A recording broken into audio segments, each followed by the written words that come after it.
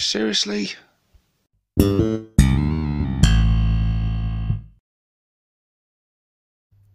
Hey guys, and welcome to another Ork Tactics video with myself, 6+ Stevo. Apologies in the delay since the last one. This little thing happened called Christmas, and yeah, been pretty busy with other things. But we're back on with it now, and as promised, we are here looking at the Deffkoptas. The Deffkoptas come in at a nice round 100 points. And their stat line is as follows. Movement 12 inches, toughness 6, 4+ save, 4 wounds, leadership 7+, and an objective control of 2. So that stat line, I'm quite impressed by that actually. 4 wounds each is really nice, gives them a nice bit of survivability. A 4+ save is, it's okay. The movement 12 is really nice, and toughness 6 isn't too shabby either, and the objective control of 2 is quite nice actually as well for this small unit. And a small unit it is because they come in unit of 3, but you can have up to 6 of them, and they are all armed with copter rockets, a slugger and spinning blades, and they do have the option, at least one of them does, to swap out their copter rockets for a custom mega blaster. They also have the keywords vehicle, fly, grenades, and Deffkoptas. So let's take a look and see if these guys are worth the 100 points. So let's take a look at the weapons first. The copter rockets, they have the blast keyword, very nice indeed, really handy when you're shooting at large mobs. And they also have the twin linked keyword. We've discussed this on some of the earlier videos. Twin linked for orcs, it's not as good as it used to be. Twin linked used to be like either extra shots, or it used to be re-rolls to hits, which for orcs, when you're relying on that ballistic skill of 5+, is really nice. Now it's a re-roll to wound, which, don't get me wrong, is still nice. Once you make those hits, it's going to make it very effective at wounding. But what we really need is more help with the hitting rather than the wounding side of things. But yeah, copter rockets, 24-inch range, D3 attacks, ballistic skill 5+, strength 9, AP -2, and a flat damage of 3. So copter rockets are very nice indeed. That blast keyword means they're going to be good at against large mobs, and that strength 9 and 3 damage, AP -2, means they're going to take some damage off of vehicles, which is really nice. And then we've got the option that you can swap out. For one of them is the custom mega blaster, which has the hazardous keyword, 24-inch range, 3 attacks rather than D3. Ballistic skill, strength and AP are all the same, but it's also got a D6 damage. So I don't know if I would switch out the copter rockets for the custom mega blaster. I mean, it's kind of better on paper.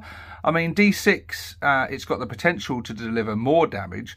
It's got the potential to do more shots because you're just getting really reliable 3 attacks. But that damage, you could easily roll 1s. Yes, you can re-roll and things when you use some of your CP and things. But then you've got to counter that with the hazardous rule. I don't know. I feel like I would probably rather just keep them all copter rockets just for simplicity's sake. The twin linked is really nice on it. The blast keyword is really nice. I don't see a whole lot of reason to change to the custom mega blaster.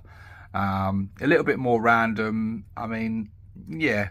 I don't know. I think they're both good options, but I think for me personally, I'd probably just stick to a full unit of just nothing but copter rockets. And then we've got the slugger. I'm not even going to bother reading out the slugger stats. We've done it 100 times already. Melee weapons. We got the spinning blades, which have 6 attacks, weapon skill 3+, strength 5, no AP and 1 damage. Not bad. I feel like they used to have AP. I might be wrong on that. I can't remember, but I feel like they used to have a little bit of AP. But 6 attacks each is nice. So just a squad of 3 of these, you're getting 18 attacks there. which isn't too shabby in combat. Hitting on 3, strength 5, it's all right. It's not bad. But melee is not really where you want these guys, unless you're using them as a little harassment unit. Perhaps you want to tie something up in combat to prevent it from shooting. You just want to use this as a bit of a nuisance unit. They've got that option. They've also got the abilities Deep Strike. Very, very nice indeed. So if you hold these guys back in strategic reserve, they can appear anywhere on the board. That's always a useful ability, especially with the objective control of 2. So they can actually get in and nick objectives and stuff. So they could be a very good unit for helping you score some of those primary or secondary objectives. We've then got the special rule, Death from Above. Each time this unit ends a normal move, you can select one enemy unit it moved over during that move and roll 1d6 for each model in this unit. For each 4+, the enemy unit suffers 1 mortal wound.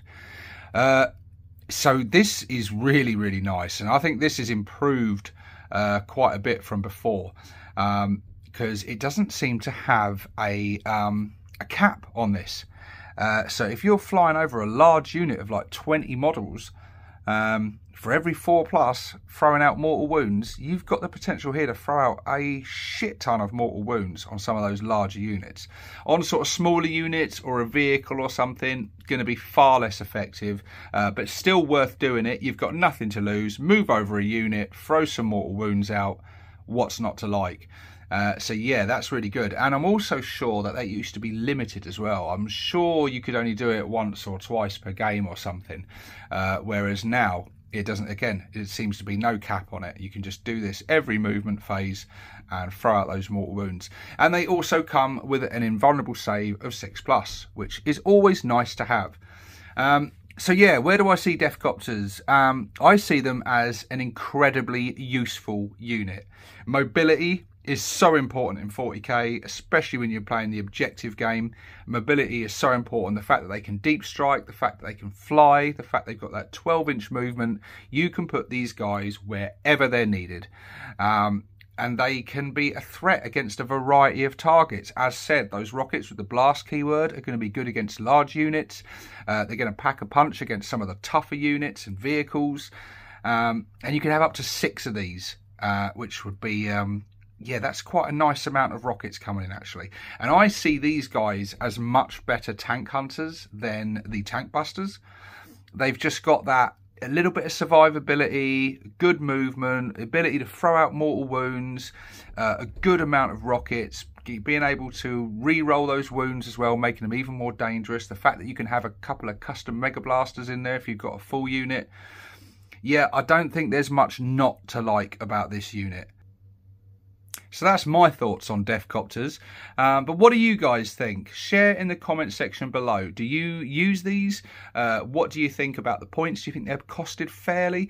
I think 100 points is pretty reasonable for what you get here. You've got some nice anti-tank, anti-infantry, highly mobile unit there. And I think 100 points is quite a fair ask for a unit of 3 of these. But yeah, pop it down in the comment section, guys. Let me know what you think about Deffkoptas. And do you see them, like I do, as better at tank hunting than our specialist tank hunting unit, the Tank Busters? Because I certainly do.